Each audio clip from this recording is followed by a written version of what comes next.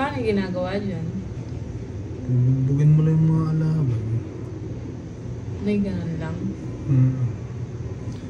Tingnan paano mga pagkayon dapat.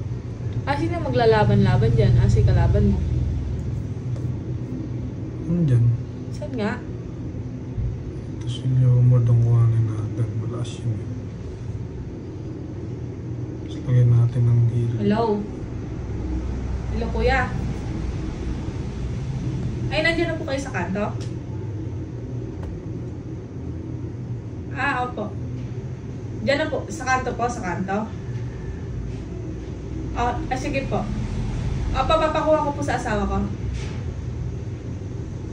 Opo. Nakakulay red po. Opo, nakakulay red. Medyo mataba po siya. Opo, mataas.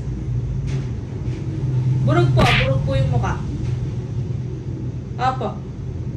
Sige po, papakuha ko na po sa kanya. Naka-red po kuya. Nakasando. Medyo burog lang yung mukha pa lang. Medyo lang. Okay, sige. Thank you. Papakuha ko na. Okay. Ay, naku, naglalaro yung tao eh. Tara, kuhain na nga natin. Sabi, burong pa daw.